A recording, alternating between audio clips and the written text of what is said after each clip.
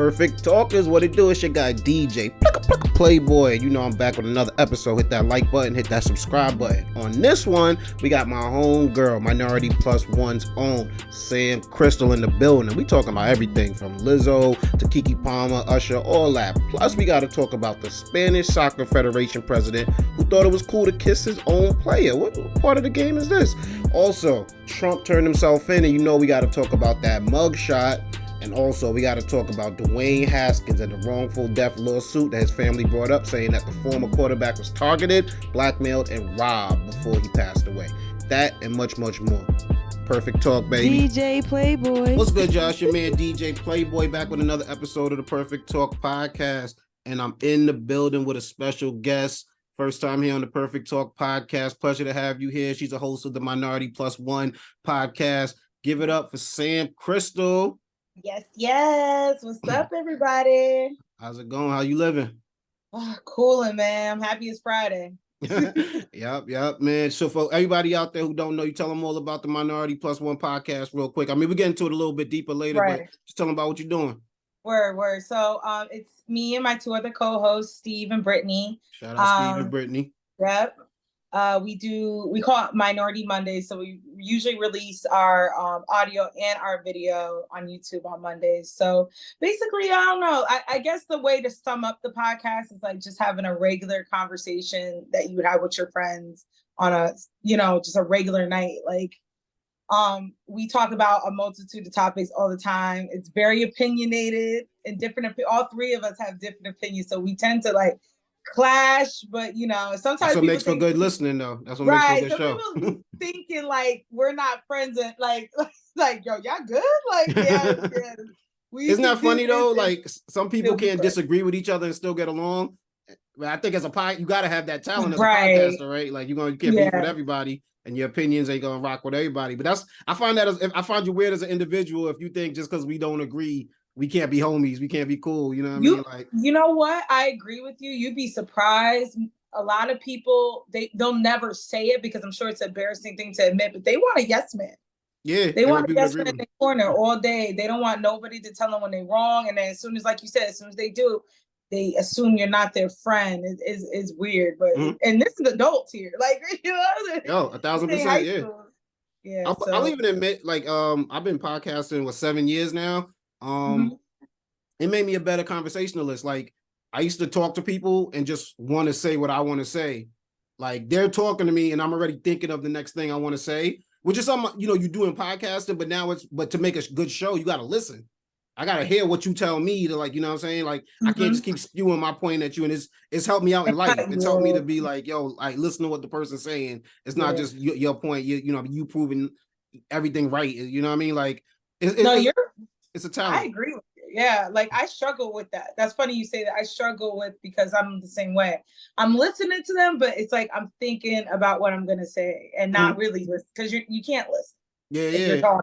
And I learned that about myself because they'll be like, oh, I just said that, or I repeated that. Like I'm saying the same thing over and over, and I'm like, you might be right. I'm like, because as a podcaster, and I think you kind of like when I was there on your guest on your podcast, you kind of move things along from segment to segment. Do you take that role on in every episode, or do you like switch it with Steve and Brittany? No slight to them, but it's usually me because I'm the sober one in the episode. I don't drink very often, but I'm the sober one usually. Like they both smoke and they drink a little, so and then. So sometimes I gotta keep it together for them. You know what I mean? No slight to them. They like to that lets them let loose and have fun with it. And I still have fun with it. I just don't drink as much anymore like I used to. It hit me different. I'm older. So no, we're gonna talk about that too. I want to ask you more about that. But even as like podcasting, like you said, I think some people would prefer to just show up and be able to just talk. Like I rock out with my homie Keith. I rock out with my homie Spec. Shout out my dude Ambro too. And I like to just have them show up. Like, don't worry about nothing on the back end. Don't worry about the post-production. Just you speak well and you got some good opinions. That still come with the talent. You know what I mean? And I think it's because it does take a talent to realize, yo, we've been talking about this for 5 minutes. Move on to the next subject. But you said something I want to touch on. Like, are you completely sober? Or do you drink like you spend less than you used to? Right, right. I don't smoke at all. I don't smoke weed. I don't do any like party drugs. I'm too scared. Mm. And shout out to the 90s Lifetime movies and shit like that. Them shit had me They scared because work. there was always like somebody starts smoking weed and then the next minute they're fucking doing crack. Like I don't them shit scared me. Like I don't know, Pookie and them and all that. Like growing up watching, Don't you do know, drugs. those You from that era? The yeah, war on you know, drugs. watching Boys in the Hood and them hood movies like that. That is far fetched. People smoke weed every day. It's legal. I don't have no issues with it. I used to smoke, but I used to get way too paranoid. So now I don't know. I don't have no desire to smoke weed. I drink socially. That's what I mean. Like for the pod, we usually do it during the week and we release it on Mondays. So in my mind, I'm like, okay, if I drink, then I'm going to sleep. If I'm gonna drink, then I want to be up doing something, dancing, you know, socializing. I'm definitely a social drinker because I was like, but even now I go to, you know, out with my friends and I don't drink and they feel a way about it. I don't know, you know. Do they really, yeah, isn't that funny how people would be like, I don't understand that. like you throw their I fun would down by you being never sober. shame someone for not drinking or smoking. Yeah. But if they're still in that, I guess, mind frame or if they need it, it's fine. I think the problem is people project, right? They think you're judging them because you don't do those things. And it's like, actually, we don't give a shit. I'm chilling. I'm literally chilling. But also, or they might look at it like a weakness. Like, damn, I really got to do something to have a good time. This person just showed up. Don't got to spend no money. You know what I mean? And they rock. That's the projection, though. Yeah, that's their thought, and they're projecting it on you. And you're like looking around and like, who are you talking to? I'm literally just standing here. I've had those conversations where I'm like, you're upsetting me because you know I'm not that kind of judgmental person. I'm literally standing here. I could care less if you got pissy drunk. I'm here to be like, you know, to protect you, to make sure you're good. Don't you want one sober person in the group? At least, right? Yeah, it's just a projection thing, and it's a maturity thing that those people have to deal with. But other than that, my friends know like Sam ain't gonna drink unless it's worry. Nah, that's good though. That's good, man. Yeah, no, I was never really heavy with the drinking, but like, like you said, it make me tired to do everything. Like I don't knock nobody who don't. If that's your thing to do, everybody, we all got our own vices. But it is funny how people do project that on you when you don't want to drink or you cool on that. But we're gonna take it right now to click a spotlight story. If you don't know Sam, this is part of the show where like I might take a story, maybe a small story, didn't get that much light shine on it, and shine a little bit more light. You know what I mean? I like that. I love that. Because in podcasting, we tend to repeat everybody. You know, we all have the same news, but different opinions, which is great. So I love that where it's like 100%. I don't think anybody else got this on their show. This one they might though, because this one ain't the smallest of stories, but it's something I want to shine a light on because I haven't felt like it's been getting attention. But a football player, his name is Dwayne Haskins. He played for the Washington. They were the Redskins at the time, now they're the Commanders. And it was weird. He died. It was highway late at night. I'm not sure if you're familiar with the story, but he got hit by a truck. I think so. Maybe about a year ago. That was a year ago. I think so, or maybe like a. Yeah. I noticed that with a lot of football players that have been passing away lately, very young, and it's always mysterious circumstances, or if it's a car accident, that's a little bizarre too. Yeah, but you notice a lot of young Black football players have been passing away, or like randomly. Even I'll say even just athletes like LeBron James' son had the cardiac arrest. And all that, people thought that was along the same lines, but football itself is inherently a dangerous sport, and even just the lifestyle that it might come with, you know what I mean? These guys, they party hard, they live a hard life, you know what I mean, on the field, and they like to enjoy themselves off the field. But they saying that this wasn't as like cut and dry, just like a regular accident. Like I remember when it first happened, they said he was jogging on the highway, which sounded crazy.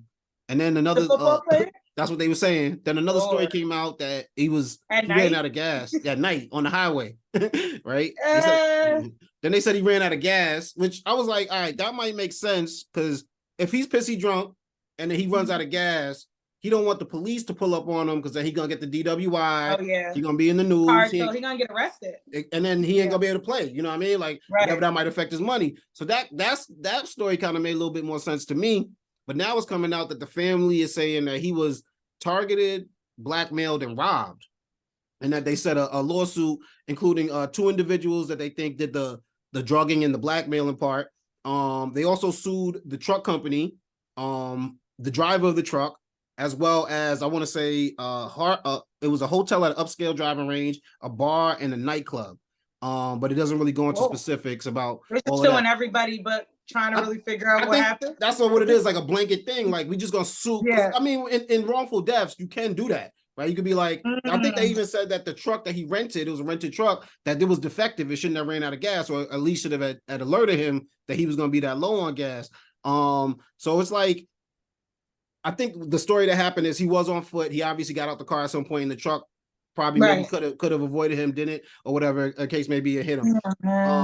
But the fact that I think I want to focus on the blackmailing and the drugging part, because that's what a lot of athletes don't really, I think about in these situations when they'll be out or they're hanging with the wrong crowd. Like some of these people could be against you. You know what I mean? They really not for your you see him with John Morant. They're not looking out for your best interest. Some of them want to get a little bit of clout off of it. Someone want to get a little bit of shine off of it. And in this case, it looks like they wanted money out of Dwayne Haskins, because they said it was a robbery that occurred. So I guess, Dwayne Haskins, because they didn't, I guess something must have been on them that they couldn't find, or they seen some evidence. So they think it's a robbery that was covered up with a car accident kind of thing? I don't think the two are related, but I think they said that he was on the highway because of the drug, because he was drugged. Like they think that they slipped some in his drink. Before, driving. Exactly. They might have robbed him, and he was on his way home after that, or whatever the case may be. Yeah, then I don't think they have a case with the wrongful death thing as far as the other stuff, him losing gas, the club he was at and stuff like that. If he was there's nothing no one could really prevent if you're drugged. Do you get what I mean? And they would all have to be in collusion to all be held accountable. Maybe that's what they think, that it was a whole thing, but you know what? Honestly, I'm like, you'd be surprised what people are capable of. Damn, that's intense. Yeah, that really is. Like, and it's just like a jealousy thing, though, right? Like you don't realize that it's just a talent in anything, you become that 1%, and the people that could be around you really aren't looking out for you. You know what I mean? The way that they should be, and because whether or not that they could have had the same talent or the same opportunities, they for some reason think that they're entitled to some of that you're getting, which is so bizarre. Damn, I think if I was put in the atmosphere, in the way I'd be rich and famous. Let's say if I'm rich and famous, I think I keep the small. They say keep the smallest circle. You should. But you ever notice, maybe I don't know how you grew up. So it's cool. I've always been like a social butterfly. So I was always popular, but not like crazy popular. Like Sam's that bitch. She been that bitch. No. But you're cool with people. You're cool with everybody. I was always like how I am. I've always been very nice and welcoming and warm. So it's like, I know a lot of people know me, but then you got those people who were socially awkward, a little weird, and never had attention.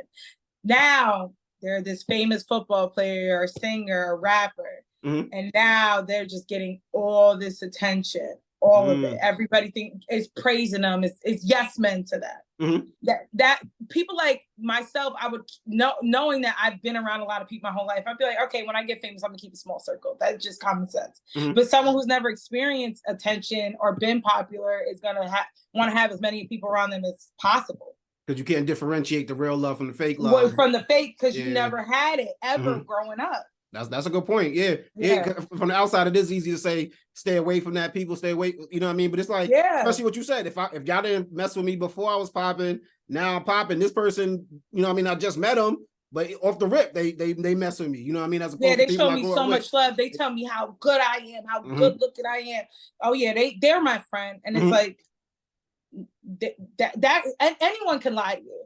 Yeah. And they don't understand that. It's like, like social integration. Like if you're not socialized, which that's part of being socialized, in high school and schools and talking to people. If you never did that, you're possibly gonna be awkward in your adulthood and not know how to act around people. You'll just trust anybody. I got friends. I got a homegirl who like makes friends with anybody she comes across. Okay. I think that's the most weirdest thing. We're in our 30s, and I understand being friendly and cool, but like you're allowing these people into your space and your home. Oh, like that's okay. That level of friendship, right? You barely know them, and then you're weirdly surprised when they do some weird shit. And I was like, I'd be like, "Girl, how long you know this chick. Oh, like 2-3 months. I mean, you don't really know her. Those ain't your peoples. Yeah. Yeah. I guess the same thing would go for dating and shit like that. Mm-hmm. But yeah, it's just people just got to be better at vetting people around them. But see, that sounds like you said, a whole organized crime right there. Yeah. And shout out to his family. I wish him the best, hopefully. And they actually already settled with the truck driver and the truck company because I guess that was kind of an open and shut settlement. But some of this other stuff, I just hope they can figure it out. Like even the publication I read didn't even want to say the names of the people because they haven't been criminally charged with anything. Right. So it seems like it's more so something that the family, believes. But you brought up a good point with how people grow up and just how they move. And that brings me to our next segment real quick. Usually we do catching up with Keith. That's my guy Keith. When he's not here, we catch up on stuff. Well, can we do some catching up with Sam? All right. Let's do some catching up. I don't know what I can catch the phone, but I'm sure you've been talking about it. Lizzo. Let's start with Lizzo. I'm sure you heard about what's been going on with her. And my theory on Lizzo was actually what you just said. Like maybe Lizzo wasn't the most popular person in high school. Maybe Lizzo didn't have the biggest crew. So now that she's the boss, she don't differentiate. These are my employees, not my friends, not my homies. Right. You know what I mean? And that happens more than you think. Like regular folk like us thinking they work friends is they true friends. And then they stab them. That's happened to me when I was younger. They stabbed me right in the back, tell the boss, and then you out of there. And then Lizzo was even crazier because Lizzo is the boss. It's like, yo, as far as Lizzo, we talked about it on our pod. Plug the pod. Tell them the name again. Yeah, Minority Plus One, baby. On all streaming platforms, YouTube, Minority Plus One podcast. But I was shocked. It goes against everything she stands for. It goes against her brand, which is the most important thing to a celebrity is their brand, because that's what's making them money. When I read these, it was giving me, I would have never thought it was giving Mean Girl vibes. Now I know you're a man, you don't really know, but Mean Girls is like that jealous, sarcastic chick that always got something to say. It's always just talking down on you and stuff like that. And just being mean and hurtful and judgmental. And it gave those vibes. I was like, damn. I was like, is Lizzo a mean girl? But, it wouldn't be that unbelievable, though. And I'm not saying she gives off that vibe. I'm saying, for me, it's like, just because you make dope music don't mean you can't have negative. Don't mean you're dope. That's what the thing is, us as people, because we're the reason why these people are famous. We're the reason why they have money. Us, the consumer, we are the reason. Okay. Excuse me, we put these people on a pedestal, forgetting that they're humans like us. She's capable of being a bad person. Jay-Z's capable of being a bad person. Beyonce, they're capable of being bad, mean, jealous, angry, disgusting. Or even just making bad decisions, like in the moment. Like they're human beings at the end of the day. So like I have a segment on my show called Nasty Notice. And I'm like, I'm never really shocked anymore because I'm like, at the end of the day, they're human beings. I'm more shocked at the society around them letting them get away with these things. Like certain celebrities, I talked about Mystical, him having 3 rape charges, and now he's in prison facing life, but he's been out for years being domestic violence and literally filming his assaults. Like I'm more like that it don't surprise me that these people could be that way, but I mean not to say it's not surprising. It is surprising, I guess. You just hope that everyone treats everyone with kindness, but they don't. But how you feel about this move that Lizzo's doing? Is she plans on countersuing? You know what I mean? She said that. Yeah, I've seen that. Yeah, basically the take legal action against her former backup dancers for malicious prosecution. She also released a picture. Have you seen the picture of the dancers? Nah. Now the thing about this, I'm gonna screen share real quick so you can see it. I don't like trying to win the court of public opinion. Like, hold on. Here we go. So like basically this is Lizzo, Lizzo's crew, Lizzo's dancers, and he's pointing out which girls are the lawsuit ones. You know what I mean? I think this is one of them in the back, Crystal. And then these girls with the wigs on are the exotic dancers. Right. So my thing with this is like, you trying to win the court of public opinion, because what does this picture really show us that the allegations, you know what I mean, weren't saying? Because you guys took a picture with you smiling. that means that, yeah, exactly. Like none of that. Like, so now you're just trying to like, oh, they made me look bad in public. How can I make them look like liars in public? I even said on our pod, I was like, the allegations are so wow. It make me feel like it's true. And she and Lizzo, in her mind, probably thought like, this is funny because one of the allegations that she asked one of her dancers to like eat a banana out of like a sex worker's vagina or something like that. Yeah, and knowing Lizzo is so like pro, you know, sex and sexuality and body positivity. I'm like, that's the one sounded real. But I'm like, what if she was just really dead ass like playing? But like you said, these people ain't your friends. These are your employees. Yeah, you the boss. And again, it goes back to what we were talking about as far as maybe you didn't have friends like that growing up or a big crew. And it's so multi-layered. We couldn't even get into it. But yeah, it's not looking good for Lizzo. It's not. Even take the example, like I was running late today, and you know, I hit you up like, yo, do you mind if we push it back a little bit? Now switch the tables. If you worked for me and I sent you that same text, you're gonna be like, you already know the answer. Like I can't say no, like you know what I'm saying? So it's like right. Changes that dynamic, and you gotta really keep that line, like for me, I think at all times defined, like because you'll find yourself in these kind of situations where they not your friends, and whatever situation happened, whether it went left with them, you let it be in a situation where now they can bring that up against you. Right. All right. So we gotta keep it. It sounds like you just got to keep it professional at all times. Friendly, respectful, and professional, especially with your employees. These ain't your friends. That's you got. Yeah, you're right. I thought. Yeah, and no matter how much you want to make them your friends, like you said, even with the football player, you know, you think these people are your friends, but they really out to get you. What if we find out none of this shit is true? How dare they? And she thought they was her friends. You know, 100%. Catching up with Sam. What'd you think about, you know, with the whole Keke Palmer situation with Usher and her boyfriend? How'd you feel about Keke Palmer making the video with Usher for the single boyfriend? That was the best revenge ever. Because come on now, it's Keke Palmer. She is successful, gorgeous, beautiful, likable. Like, you dumb motherfucker. You let your insecurity get that bad to the point where you thought that social media, right? He put it on social media, because we talked about this on the pod. You put it on social media, hoping that social media would drag her and bring her down a couple notches. How could you do that to the mother of your kids, someone you're in a relationship with? Now, if you had an issue about what she was wearing and the whole Usher thing, you should have. That's personal. He's a clown. Texter, right? You know what I mean? Texter. I tried to play devil's advocate where I'm like, all right, he had a human response, which he did. Like any other, no matter how secure the man could be, that's a human response. I can get you with that. But like the fact that you put it on social media was the issue for people. It's not that you said it. You could feel how you want. It's your opinion. This is your woman. This is Usher. Like, you know, you know, he's the original Mississippi girl. Like, it's fucking Usher. Like, I'm hitting. Like, you know, like, I hope he try to hit me when I go to like, you know, but it was just the fact he put it on social media and thought that the internet could drag her, and that's dangerous because as we all know, the internet has dragged people, and people have killed themselves because the internet has dragged them. That's true.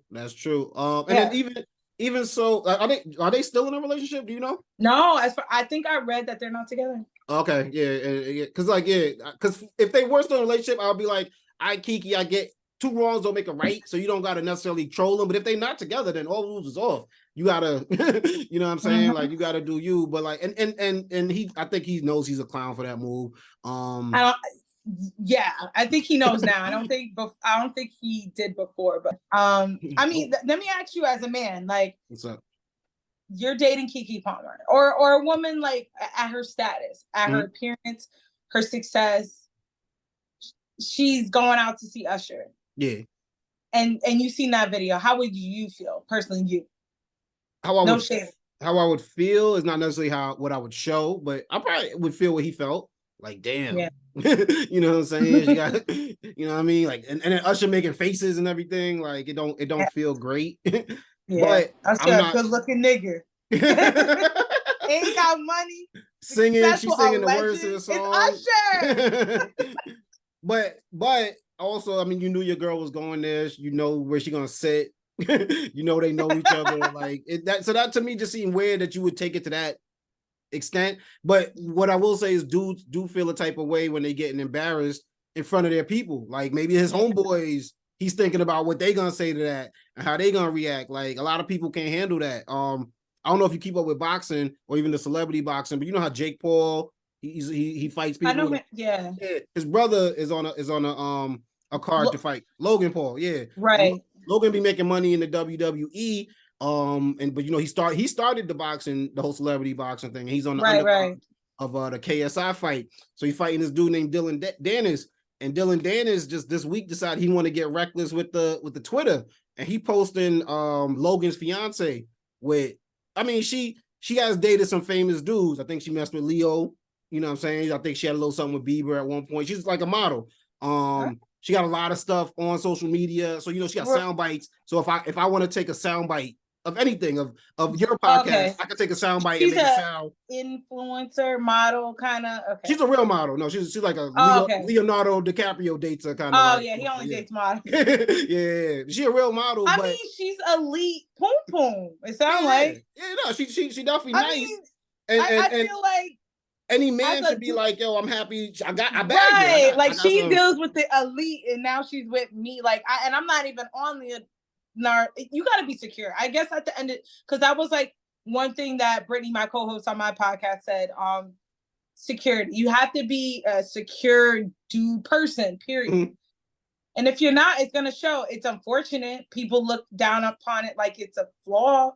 It's a human reaction, but and she's not even. But I don't think she did nothing wrong. She's not even on some like whole level where we can make her. So she just dated celebrities that happen to be famous, and she's in that industry. Yeah. What you think she's gonna date? Exactly. So there's. But like, what I'm saying, I'm sorry, I cut you off. People get at Jennifer Lopez, but she's an icon, and that's her. That she's gonna date people who was around her. Exactly. So she's gonna date Ben Affleck, Diddy. Like, what did you expect her to be dating? Like a McDonald's worker, respectfully. Like, she's gonna date people around her. It's a real double standard because as me and you could agree on that. You know what I'm saying?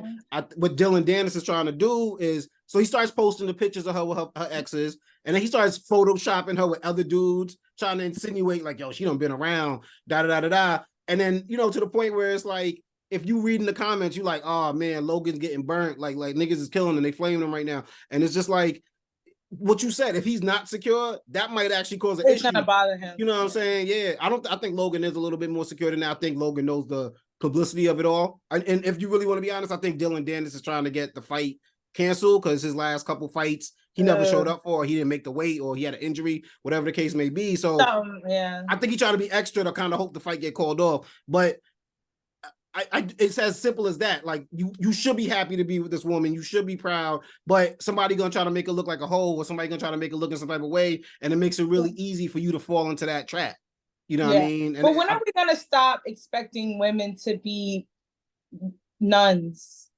It's 2023. I thought that we understood that women are sexual beings and we like to have sex and we like to look good and we're going to have different partners than you. Like, I thought we were past the sexism, but I don't think we'll ever get past it. It's 2023. No, like, a dude can have sex with 40 women and he's the man, and a woman has sex with 5 known, right? And she's a fucking slut. Like, I'll never understand it. And the crazy part is men don't want no woman who ain't experienced.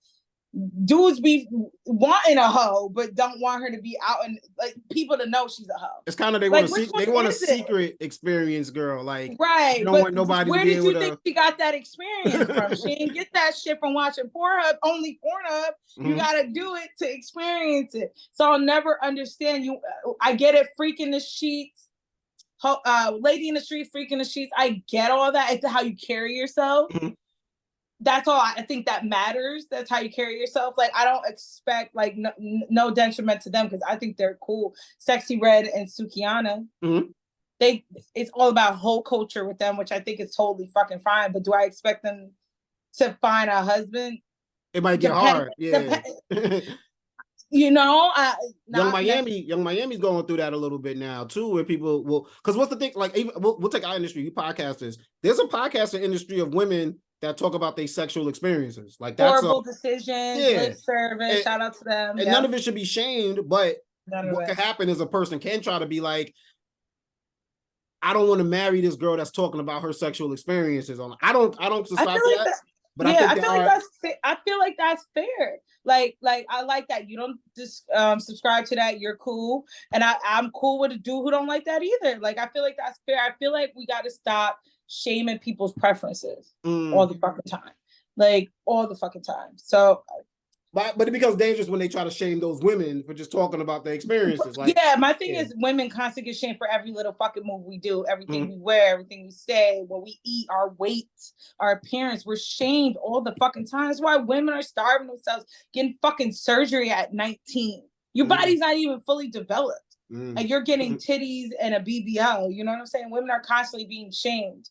Now, like, and the thing with back to Keke Palmer, the biggest thing with that was not even, bro, it wasn't even your feelings. It's that you put it on social media. That's it, exactly. A site that could have really hurt her, the mother of your children, the mother of your child, your girlfriend.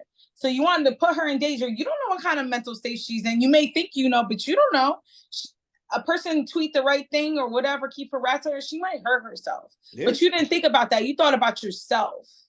And that was the most selfish thing he could have did. And I think she broke it off. I think once that happened, and she's stupid. Kiki's so likable and like I feel like she's so real and cool, and she's not dumb because she makes very good decisions with her career. I think she was like, what? You just tried to, this shit could have went bigger than you thought. I could have hurt myself, blah, blah, blah. She broke that shit off. And then the best, revenge is served best cold. So her ass was like, I'm gonna make a bag on top of me, this breakup, because it's gonna hurt her. But I'm gonna make a bag.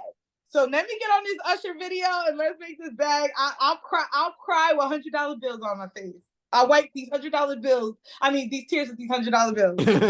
That's what she did. How do you think, would you be able to date like a podcaster that was like open about their dating life, or even a celebrity where it's publicly known? Would that be an issue for you?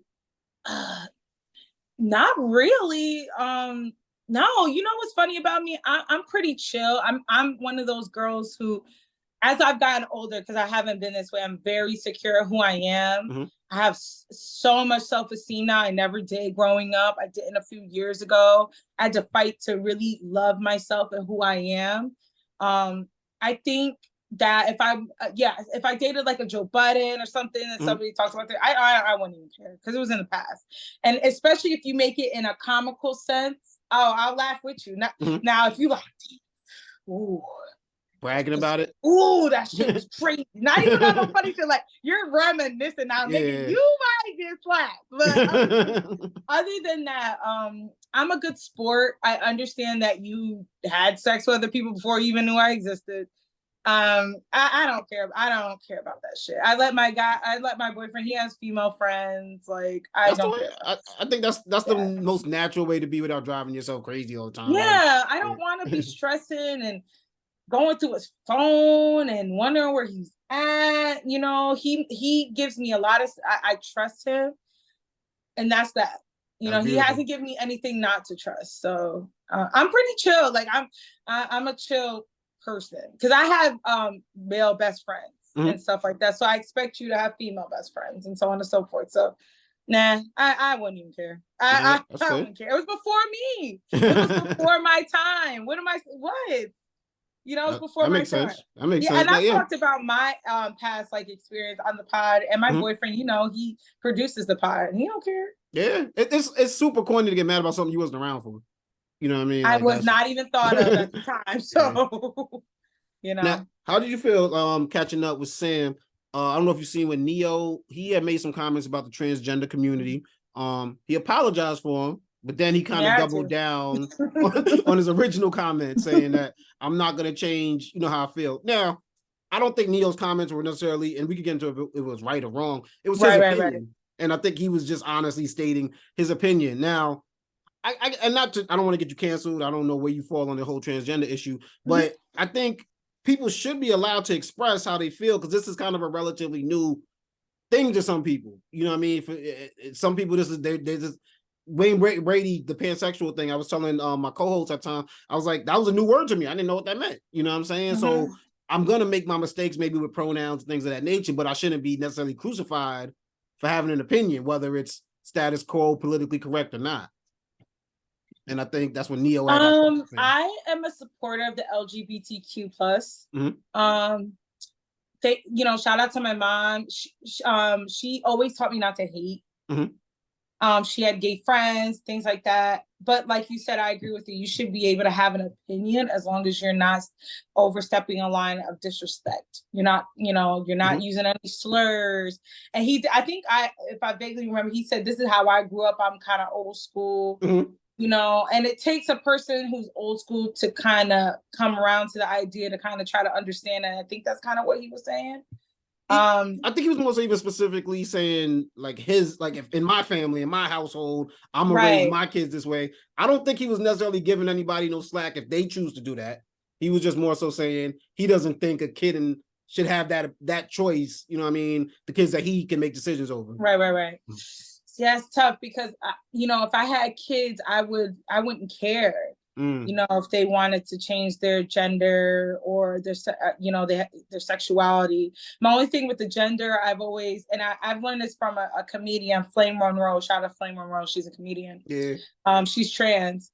And I think that the process of changing your gender should happen when you're 18.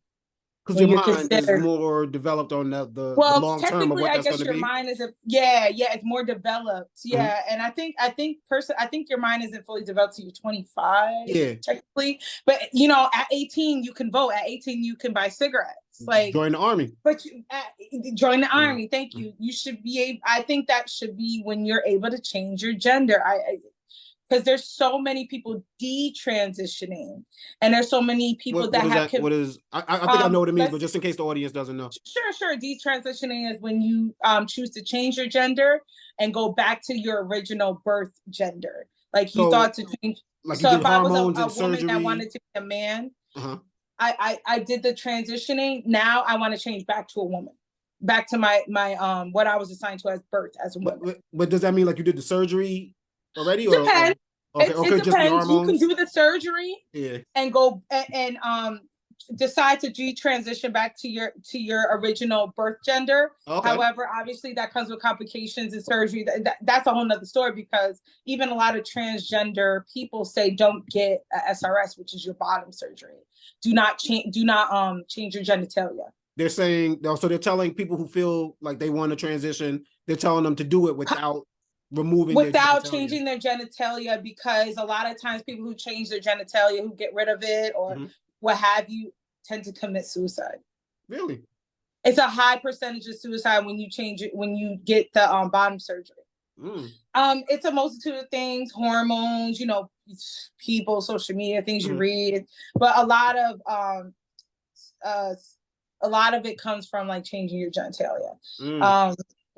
A lot of I think that's the part that people have the biggest issue with, because it's everything else seems reversible. Right? You know what I mean? So I mean, you can get breasts put in or removed, and exactly. Yeah.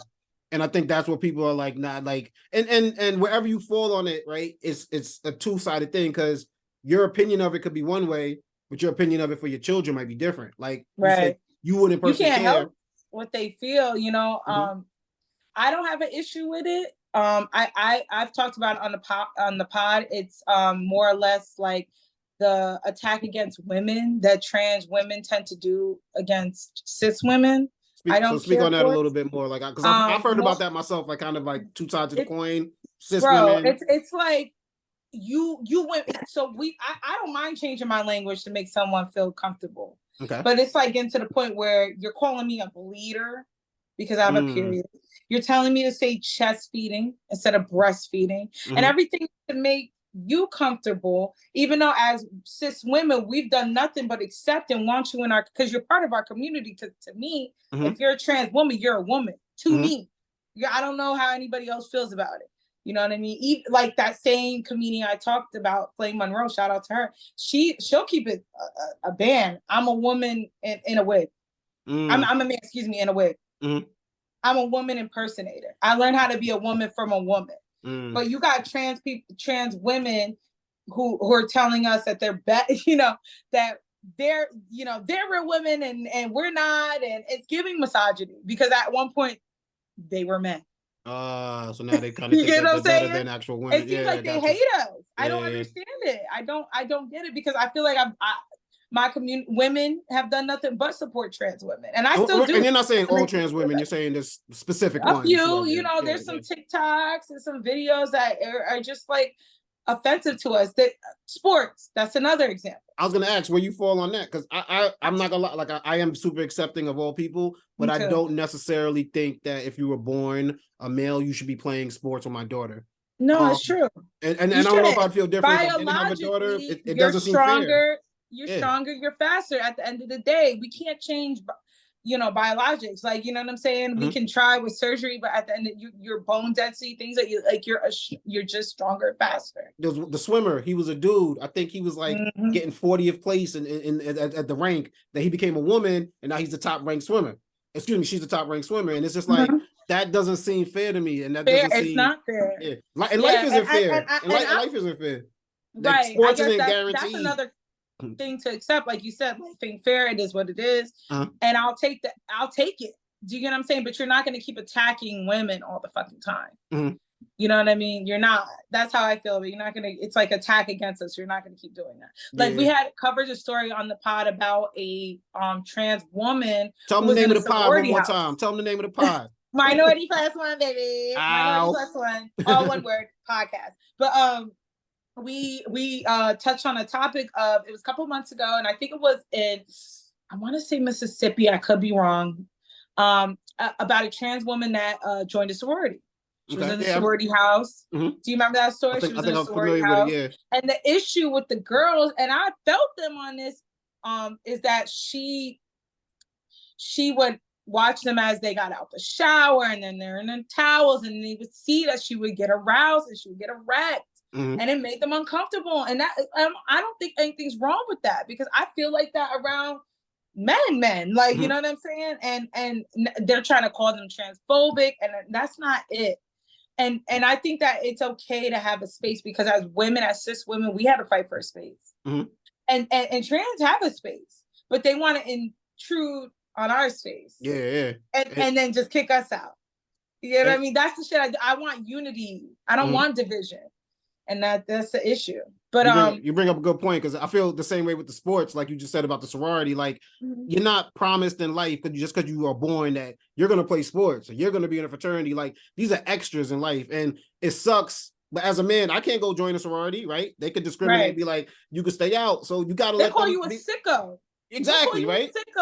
Like, why would you want to join us? But they should still be able to give that same, without them being called transphobic, to be like, we don't want, you know what I mean? Because of what you just said. I don't want us to see somebody getting visibly erect. I don't want to see, like, that I can see why that makes it uncomfortable. And it brought me into that part, because I'm like, okay, if this person is trans, you don't have to take hormones to be trans.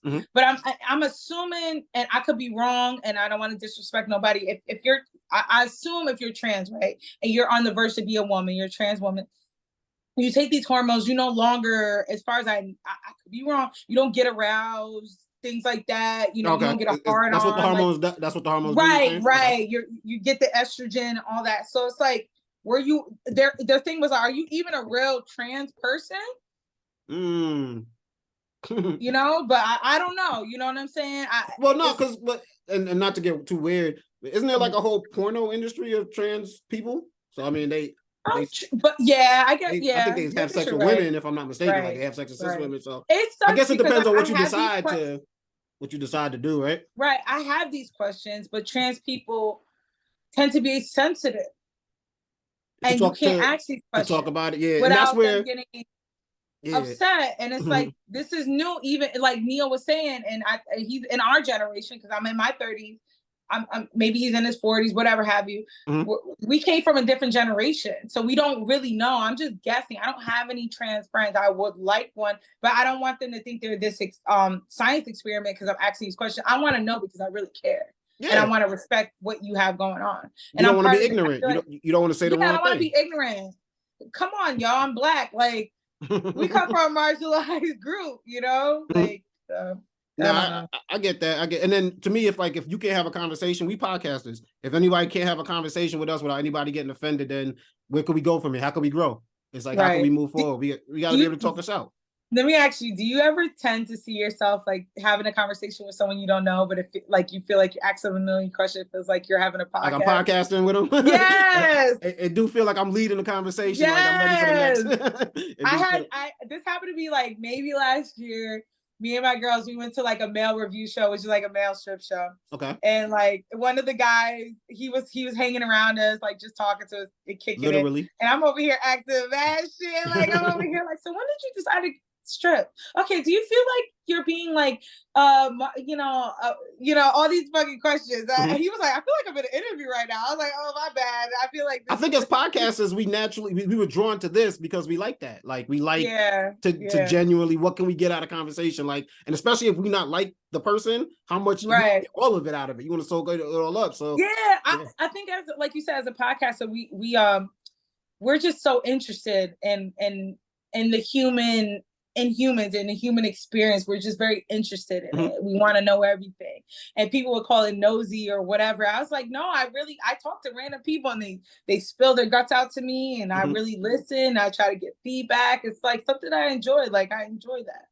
I think this like sex workers, I want to call them that, but like if you're a stripper, if you do OnlyFans, if you I would love to talk to people like that because it's such a taboo industry that it's like, yo, come on the pod. Let's talk about it. Let people know. And I always say it's the most bizarre thing that is taboo and so looked down upon when it's the oldest profession in the book. So everybody has sex, and a lot of people pay. You know what I'm saying? There was four houses. The government used to tax them, you know what I'm saying? To the point where these women were raising their children in these whorehouses. There was safety in these whorehouses. Like, you know, it's so wild that now it's so it's still looked down upon. And it's like, actually, we had a podcast years ago when we first started called Hoes Up, Pimps Down. Okay. And I talked about how like whole industry has come up and these women are making money. This is before OnlyFans, so this was like pre-COVID. Okay. You know, we've done the podcast like for like maybe two and a half years. And I'm like, I never had an issue with, you know, the women doing the work. It's been the pimps. Taking advantage, like I don't respect a pimp. They're a bottom feeder because they specifically, you know, feed on the vulnerable, drug addicts, homeless, foster, insecure, abused kids. Yeah, they know what they're going kids. You know, the vulnerable they feed on. You know. Now, you know, just a couple years ago, now they're considered sex traffickers, as they should. You know, that's funny, because the term pimp, you know, you are. I think pimp is the first thing I thought of was you human trafficking. Yep, human trafficking. Human trafficking. But it's like many terms in our society. That's funny you bring that. If you call it one thing, it seems really acceptable. But then when we call it what it really is, you know what I'm saying? Like. When I was young, when I was, you know what I mean, in my 20s, like, you know, me and my girlfriend at the time, like we had an abortion, and the term abortion, you know what I'm saying, it's like a procedure. Kind of like, it sounds like a root canal, you know what I'm saying? It's like, now I'm older, you know what I'm saying? And I get it, you know what I mean, what it is, but I'm like, oh, that's why they call it that. You know what I'm saying? Because it doesn't, if you said what it really was, it would be a lot harder for people to swallow and swallow. You know? So they make it nice and sugar coated, so it's easy to go down. But we look at pimps in the rap game. Oh yeah, you pimping, you doing good, da da da da da. Like if we call it human trafficking, it might be a little hard to to swallow. That shit. Yo, pimp, and then we talk in that same podcast. We talked about pimp culture, how fucking like glorified it was. 50 Cent, I don't know what you heard about me. And but I'm a mother. Like everybody was jamming to that shit. Fucking Steve, shout out to Steve, my co-host. Godfather, WWE, he was a fucking wrestler, the whole train. But then I watched documentaries how these pimps really get down. They're beating these bitches, raping these bitches, taking all their money, feeding them drugs, preying on children. Like it's disgusting. And then it's like there's a flip side to it, right? So I started following this channel called Soft White Underbelly on YouTube. Have you heard about it? I have heard about that, but remind me because I forgot where I heard about it from. So the creator's name is Mark. He interviews all like what you would consider the bottom feeders of society. Okay. Addicts, strippers, sex workers, criminals. Yeah. Interviews them, and it kind of it gives some, you know, makes them actually look human, you know, because I even realized before I watched this channel that I didn't realize, or I didn't treat certain people like they were human, and that's a flaw in me. Like, just based off of what they've done in life, or what even homeless people, get out of here, not like literally looking at them physically with my eyes. That's a fucking human being. That's a woman. That's a man that been through something. How dare I dismiss them? I could easily be there. If I took a different path in life, I could have easily been there. And I had to look inside myself to be like, who the fuck do I think I am? Like, you know? So he interviews the homeless, everybody, in the stories. Like, you actually can identify. I don't know if, you know, I feel like everyone has, I don't know, not one person hasn't been through some sort of trauma. So their trauma, you can identify with. And it's crazy because it's like, oh my God, I went through that. I went through it. She just happened to take a different path than I did. I could have been right where we had the same kind of trauma. So watching his interviews, because he interviews people, like I said, criminals, homeless, sex workers from Skid Row down in LA. Okay. Which is the hugest homeless population in the whole world. All the homeless go down there. Tent City. Yep. So he's interviewed a lot of sex workers, and I'm not saying, but he had me thinking about pimps a little different. Like, I had a hate for them, right? And I still have a dislike. But listen to a lot of the sex workers, some of the pimps that he's interviewed, they are somewhat needed to protect the women, handle their money, because even a lot of the sex workers are like, oh, I'm blowing it on some meth. Yeah, because they're drug addicts. Pair of shoes, blah, blah. And you're making them, you're humanizing them. I don't know if I like it, you know. But that's just goes to show you, like, anywhere you fall on in this country, Republican, Democrat, Bloods, Crip, whatever you choose, you can't paint everything with a broad stroke. Like, there's gonna be some of the opposition you hate. Some of them might be it's all gray. Some might be in the middle. It's all gray. It's like, I can go on and on and on, but like, that's the beauty of podcasting, though. And you said it was a YouTube thing, but I even put YouTube and podcasting kind of in the same boat, because we just open up where you don't gotta be a celebrity, you don't gotta be nobody famous. It could be a regular person just talking, but somehow that human experience of them sharing what they've been through, what they like. I listen to like people that you would never imagine in a million years that I'm listening to, but just because it's interesting conversation. And it's dope, you know what I mean? So it resides in you for whatever reason, you know what I'm saying, and you identify with it. But I like to, like I said, I like the human experience. That's you know, I love animals too, but I like we can't experience, we can't communicate. There's no conversation. There's no conversation. So the human, I fuck with humans, like, you know, I fuck with dope. Niggas. Now the aliens is out here, and when I get one on the pod, I'm gonna talk to him.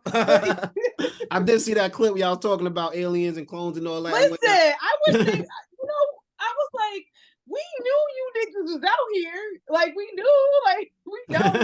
The government finally fucking acknowledged it.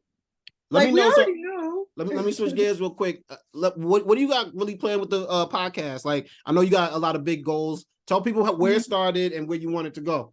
Yeah, actually, Steve, my co-host, he started. So he actually started it about 5 years prior to when me and him became hosts together on it. Okay, so that was definitely pre-COVID. Like, I remember you said that term earlier, pre-COVID. Pre-COVID. That's how you got to date podcasts now. You got to be like either pre-COVID or post-COVID. It was before podcasts were popping. Okay. Yeah, but he had stopped. So at the time, Steve was it was his co-host at the time, was his friend Isha, his friend Mike.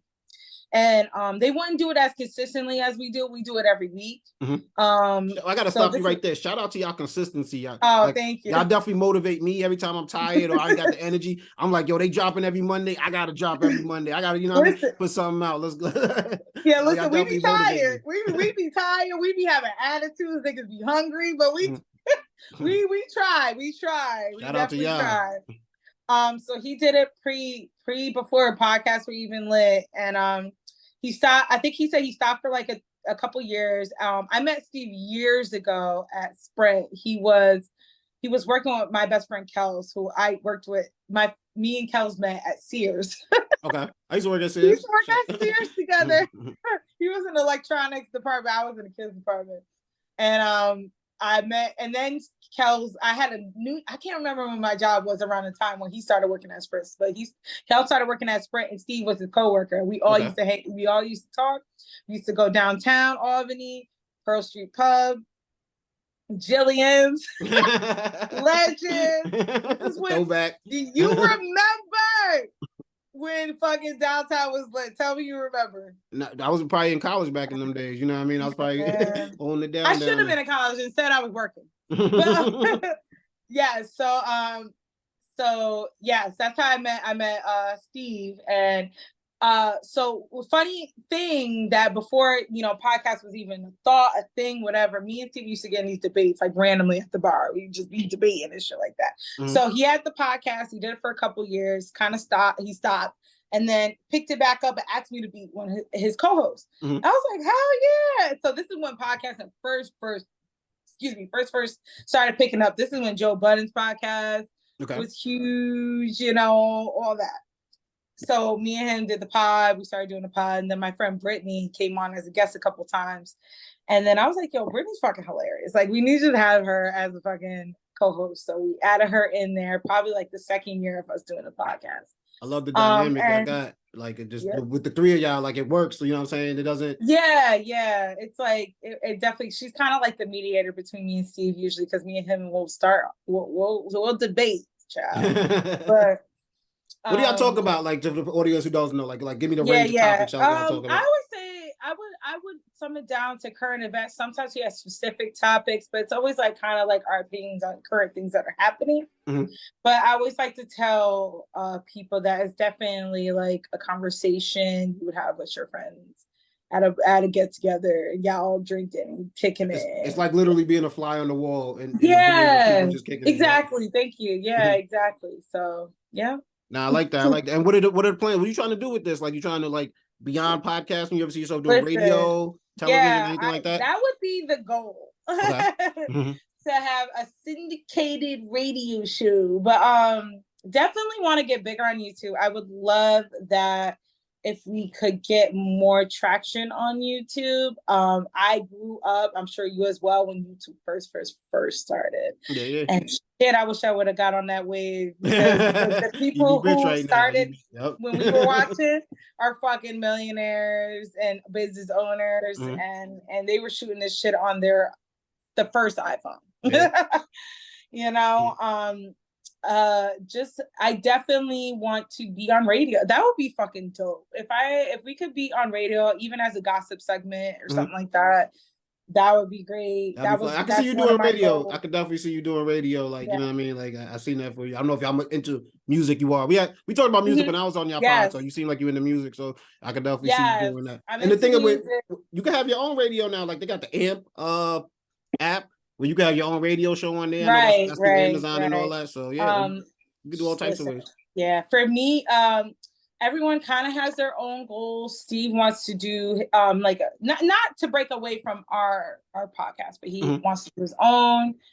Brittany wants to do a podcast that revolves around weed. She's a weed smoker, so she wants to like review weeds. And I was like, yo, that is so genius.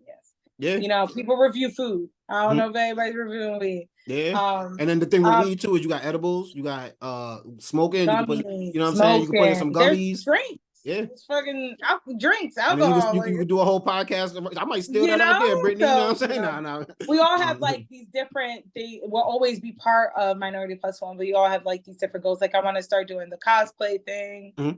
Because if no one knows me, I love a costume, child. That's why I love Halloween. I have a Halloween party. I always I love costumes. And I watch all types of shit, anime, cartoons, like anything you think of, movies. Like I want to dress up as that. And, my goal is to dress up, and I need a makeup artist. So anybody, please hit me up, Sam Crystal, Sam 2 underscores Crystal on Instagram. But, I'm gonna put that right below. So you can see it. Yeah. Do you watch Star Trek? I know about Star. Like the Next Generation was when I was a kid. I don't watch it though, but I know about it. Yeah. See, that's the thing. A lot of people watch Star Wars, but don't know Star Trek. I'm not into Star Wars either though. But like, no. Nah. Well, I'll probably, to be honest with you, I probably know more about Star Trek, and I don't know nothing about Star Trek, but it was on Channel 11 when I was a kid. So like I had no choice but to watch it. Like it was on. Yes. You know what I mean? But Exactly. Star Wars, I know the storyline, but like I had no choice but to watch it, but the shit was good. Like yeah. And they had a black character. They had your man from Reading Rainbow with the Cyclops. LeVar Burton, okay. Jordy LaForge. But you into science fiction? You into comic book culture? You into video games? I'm into science fiction, comic books, very much comic books, cartoon. I love DC. I'm one of the one people who actually likes DC. You can start streaming too. We gonna talk after pod, but I can see streaming for you too, especially if you're doing a cosplay thing. I know that's what my boyfriend said. He's like, you should just stream. I'm like, I'll try. Yeah, but you'd be surprised what dudes will watch a girl do. Like, you know what I'm saying? You don't even have to be out there. Have my titties out. Yeah.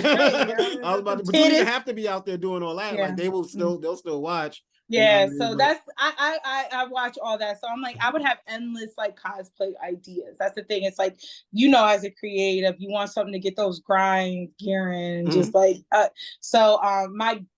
was trying to do it this Halloween, but I don't think I'm gonna be able to pull it off. I was trying to be the Borg queen from Star Trek. So if I gotta pull up I gotta Google you gotta pull it up. I gotta see what this looks like. BORG queen. Oh, Borg. Okay. Yeah, that's gonna be hard because I have a lot of hair and head, and she's bald, and she has like these wires coming out of her head. I see it. Yeah.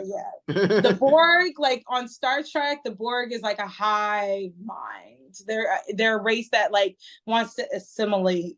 You know. It's so I sound like a geek, you know. But that's but you know what I like about nowadays, like black people embracing their inner geek, like as they should, because it's not that shit is so cool. Like for real. Like, and we was always into it. Like I just seen the Ninja Turtle movie like 2 weeks ago, and I'm like, yo, I got a Ninja Turtle right here. Like, you know what I'm saying? Like I always forget that. What's that one thing? That's Michelangelo. Michelangelo. Yeah, you know what I mean? The coolest one. I know their names, but I can't.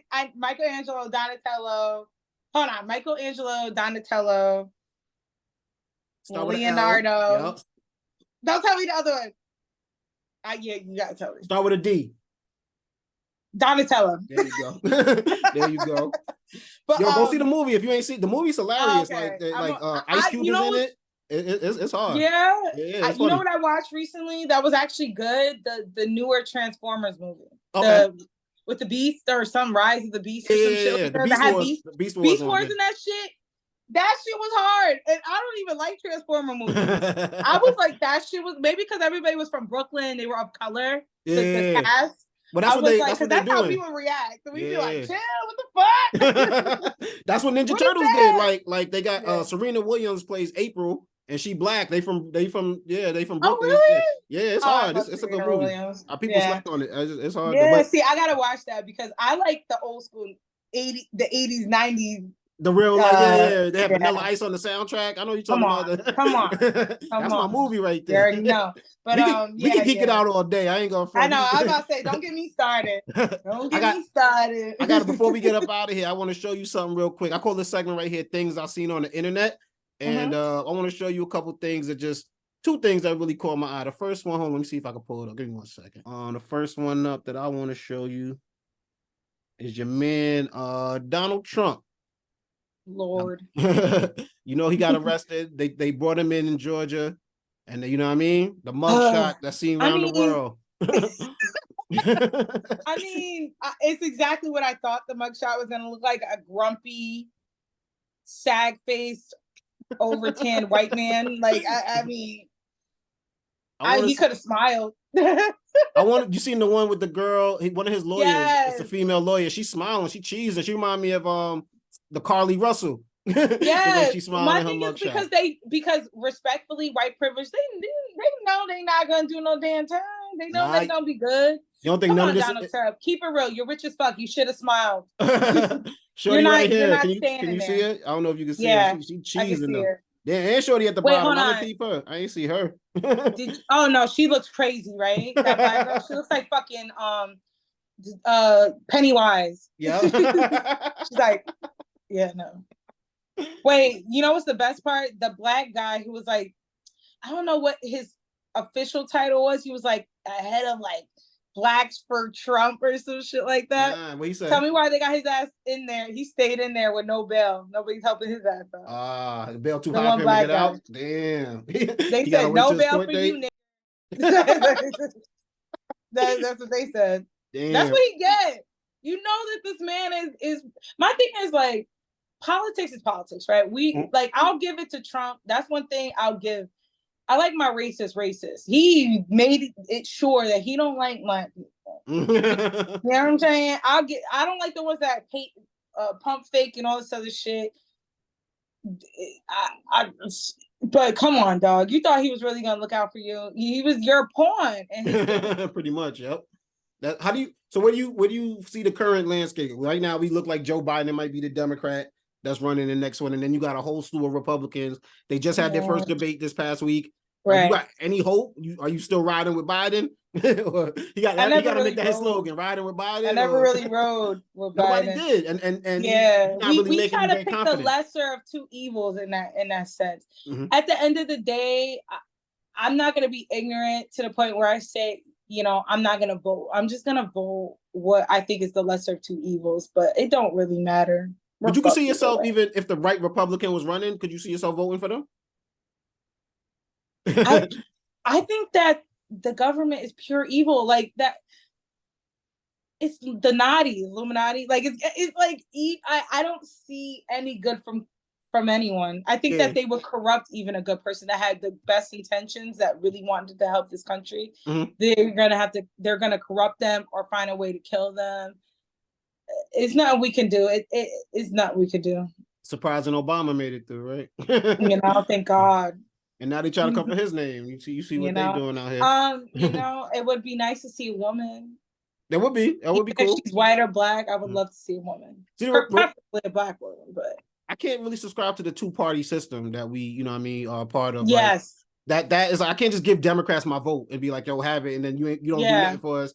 And then there's certain things on the Republican side. I'm not anti-gun, you know what I'm saying? I don't think everybody should have a gun though. You know what I'm saying? Like, or everybody should have access to every gun. Like, so I'm gonna fall on certain places. Like, I'm pro-choice. Like, if you want to have an abortion, that's for you. I don't necessarily know if me and my woman gonna have one, but that's not y'all. You know, y'all can't tell us what to choose. For me to decide what you do with your body. Like, when our whole life as women have been policed by men, and it's like, now it's more evident that our bodies are like that we didn't know that before, but like now it's just more evident clear. that it's right in your face. Yeah, it's plain and clear. But as far as I agree with you with guns, I feel like that it would help the economy if we started a job where you had to have there was a job for a person to vet who should have guns, evaluation for who should have guns. Mm-hmm. It will create jobs if we had someone that made sure these crazy motherfuckers don't get guns. You're right. And who's like the gun industry can't support that either. Like, they got the money for it. So they got it. And there's jobs that need to be needed, but shit. One more thing I wanted to show you real quick, and this kind of like, speaking of women, you know what I mean, not really their bodies being policed, is the Women's World Cup just ended. Spain won. And in the medal ceremony, the Spanish football, I think, Federation president decided that he wanted to kiss one of the players. So I'll show you the video. I don't know if I have audio. Yeah, but ew.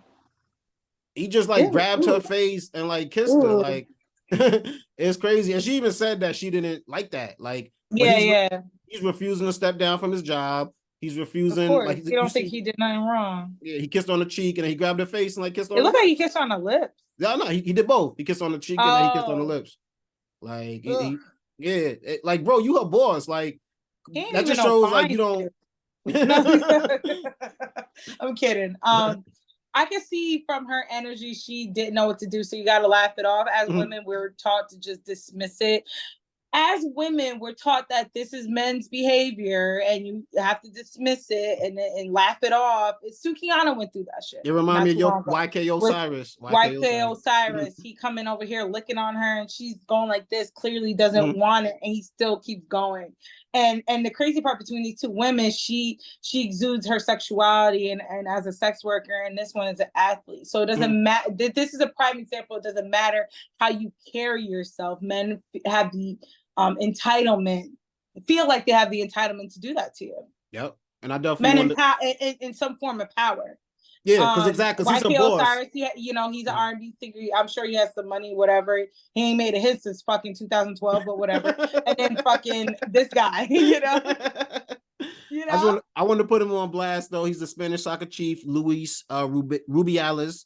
He's the president of the Spanish Football Federation. That would be like the owner of like a WNBA team, right? Kissing a girl at the championship, like at the parade, like.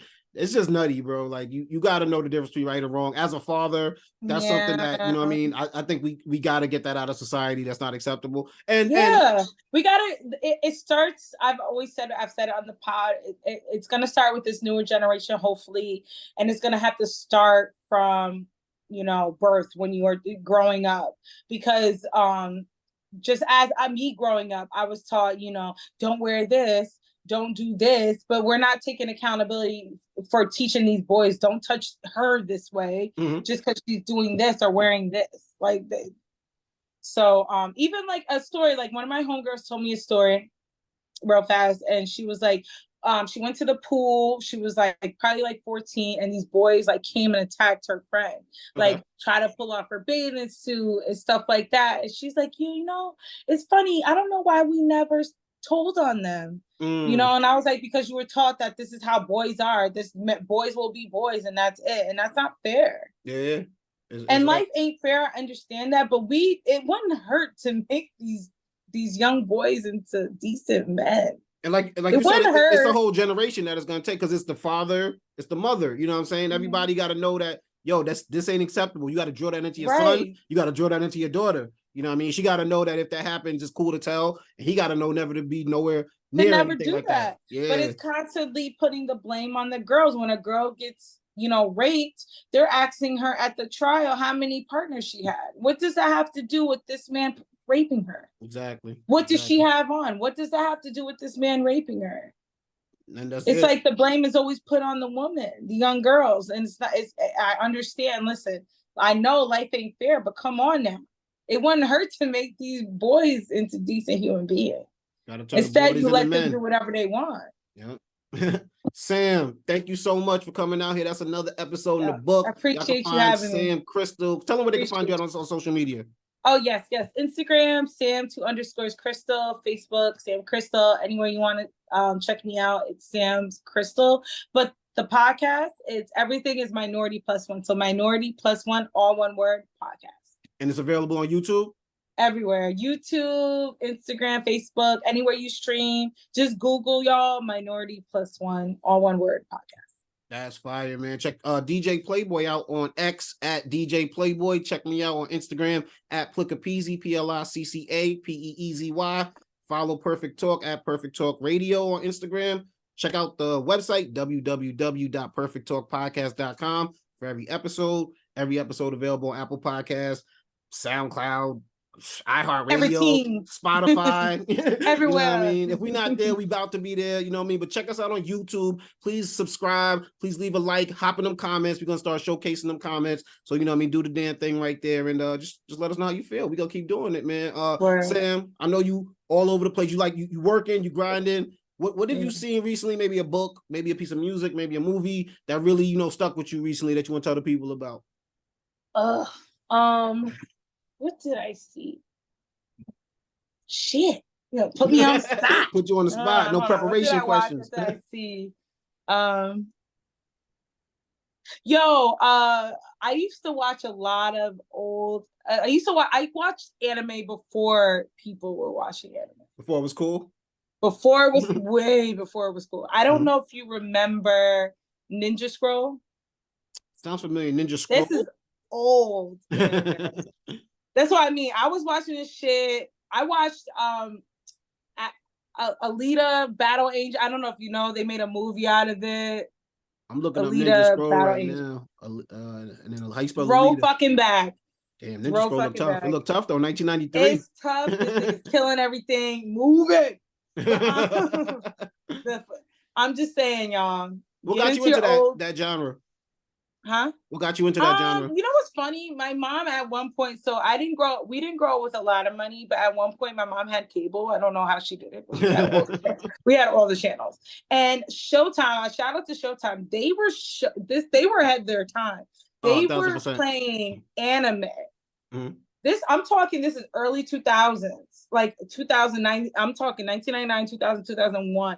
Y'all didn't get on anime to maybe like most people didn't get on anime to maybe the later 2010, maybe 2010, the aughts, what they call them.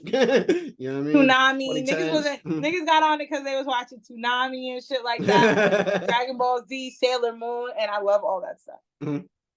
But yes, please, y'all, if y'all ever have time, get into the 80s, early 90s anime. Bomb. But Ninja Scroll's a good one. Vampire D, like I can keep going. No. That's it. I'll say because I was on TikTok and I didn't even search for this. So TikTok just be knowing these algorithms. It's scary how they know, yeah. They're scary. And it was like a memory unlock. Like I totally forgot about this movie, totally forgot about all these animes I used to watch. And I was like, yo, it was so nostalgic. And I'm like, yeah, people got to get put on. That's fine. That's fine. Go check it out. Go check out the podcast one more time. Let them know the name. Minority Plus One. Go check it out. You know what I mean? Go check us out everywhere. And thank you so much for stopping by. No, thank you for having me, yo. Please come back again. I want to make you a recurring guest. You know what I mean? Oh, yeah. I love, I never get tired of talking. me and you both, man. We up out of here. Spread love is the Brooklyn way, and I'll say goodbye to the people. Peace. Peace.